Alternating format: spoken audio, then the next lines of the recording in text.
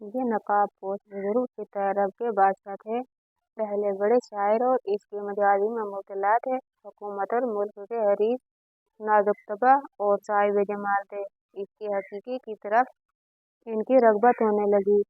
इस कैफो मस्ती का इनके दिल पर बड़ा असर हुआ। हुकूमत और सल्तनत तल्ख महसूस होने लगी।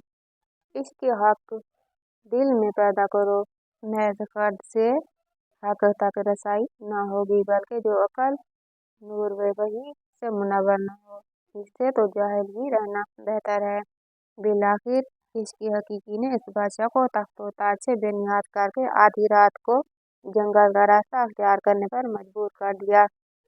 कोहे दरिया दश्तो दमन से दीवानावार गुजरता हुआ वो बादशाह अपनी हदूद सल्तनत से निकलकर सरहद तबूक में दाखिल हो गया। चेहरा पर नकाब डाल लिया ताकि जलालत शाहाना से लोग ना समझ ले कि ये गरड़ी पोश किसी मुल्क का रईस या बादशाह है।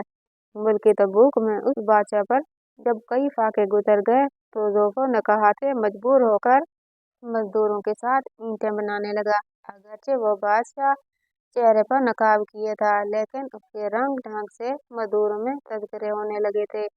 ये नकाबपोश किस मुल्क का सफीर या बादशाह मालूम होता है। ये खबर शाह तबूक तक पहुंच गई। शाह तबूक को फिक्र लाहक हो गई कि यह माजरा क्या है। शाह तबूक ने फौरन सामान सफर बांधा और उस मजदूर बादशाह की झोंपड़ी में जा पहुंचा और दरियाफ्त करने लगा, ए साहिब जमाल, आप अपने सही हाल से मुझे आगाह करें। आपका ये रोशन चेहरा शहादत देता है कि आप किसी मुल्क के बादशाह हैं। ये फिक्र व मस्कनत का सबब क्या है। आपने अपनी राहत और सुल्तानियत को फकर की जिल्लत पर कुर्बान किया। ए आली हौसला, आपकी हिम्मत मेरी ये सल्तनत तबूक ही नहीं बल्कि सदहा सल्तनतें कुर्बान हो। मुझे जल्द अपने राह से आगाह करें। अगर आप मेरे पास मेहमान रहे तो ये मेरी खुश नसीबी होगी और आपके करीब से मेरी जान बवजह खुशी सो जान के बराबर हो जाएगी। इस तरह बहुत सी तरकीबों से शाह तबूक उस लिबास फकर में मलबूस बादशाह से देर तक बातें करता रहा ताकि उसका राज मुनकशिफ हो जाए। राज और नियात की गुफ्तगू की बजाय उस नकाबपोश बादशाह ने शाह तबूक के कान में दर्द व इश्क की न जाने क्या बात कह दी कि शाह तबूक ने दर्द भरी चीख मारी, गिरबान चाक कर दिया। शाहाना जाओ जलाल का होश न रहा। हुस्न लाजवाब के इश्क व मोहब्बत में माही बेआब की तरह तड़पने लगा। आधी रात का वक्त हुआ। दोनों बादशाह उस मुल्क से निकलकर मालिकुल मुल्क की तरफ किसी और इलाके में चल दिए ताकि खलकत परेशान न करे और फराग कल्ब से महबूब हकीकी के याद में मशगूल नसीब हो। इस नकाबपोश आशिक सादिक की बात में न जाने कैसी लज्जत थी कि शाह तबूक पर सल्तनत की तमाम लज्जतें हराम हो गई। सारे ऐश उस लज्जत के सामने हिच हो गए और दिल में इश्क इलाही का ऐसा दरिया मौजन हो गया। शाह तबूक ने उसी वक्त अपने सीने में ताल्लुक बिल्ला की दौलत महसूस की। खुदा आपको जज़ाए खैर अता फरमाए कि आपने हमारी आंखें खोल दी और महबूब हकीकी से हमराज कर दिया।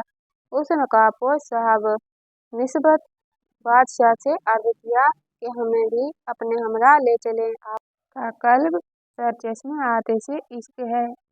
इस इश्क हक की आग से मेरा सीना भी भर दीजिए। सल्तनत तरक करके आपका मजदूरों के साथ ईंटें बनाना और लिबास फक्र में खस्ता हाल रहना इस बात की दलील है कि आप बातिन में कोई दूसरी सल्तनत देख चुके हैं जिसके सामने हफ्ते अकलीम की सल्तनत की गर्द है।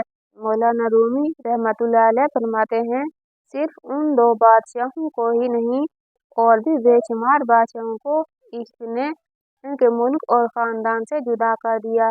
जब इश्क खूनी कमान पर चिल्ला चढ़ा लेता है तो लाखों सर उस वक्त एक पैसे के मोल बिक जाते हैं।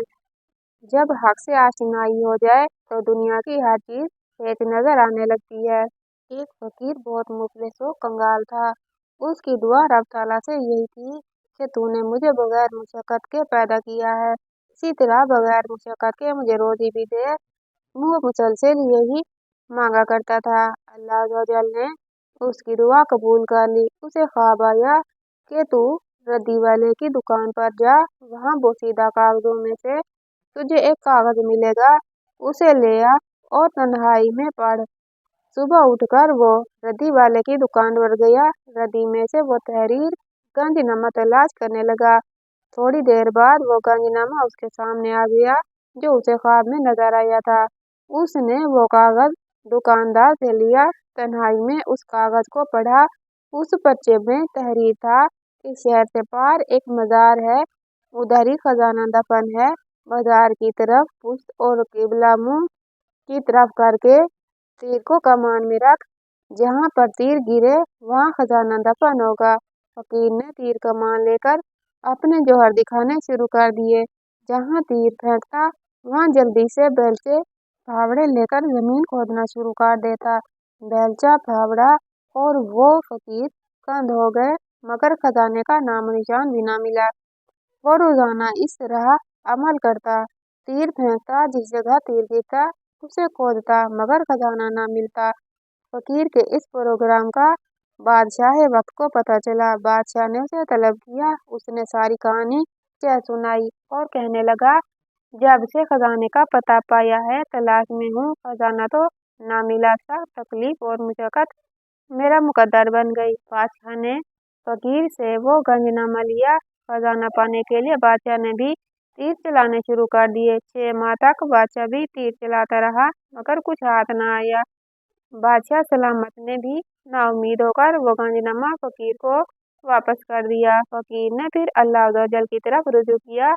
आज भी इंतसारी और आंखें आंच बार करके दुआ की, ऐ अल्लाह, मेरी समझ से यकदा बालातर है, मैं रात को ना पा सका, तो खुद ही कमाल मेहरबानी से इसे हल कर दे और मुझे खजाने तक पहुंचा दे। जब वो आजिज होकर बारगाह इलाही में सच्चे दिल से गिर पड़ा तो आवाज आई, मैंने तुझे तीर कमान में रखने को कहा था, तुझे तीर चलाने और कमालात दिखाने का नहीं कहा था। खजाना तेरे पास था, तेरे करीब था, तो तीर अंदाजी के सफर में उससे दूर होता गया। खुदा की जात को अपने अंदर इल्म तलाश कर, जो शहरक से भी करीब तर है, अपने मन में डूब तो खजाने तक पहुंच जाएगा। उसके करम से गंजनामा तो मिल जाता है, मगर इंसान जल्दबाजी, चालाकी, होशियारी से पाने की कोशिश करता है, जो हर आजी, इंकसारी और मन में तलाश करने से मिलता है।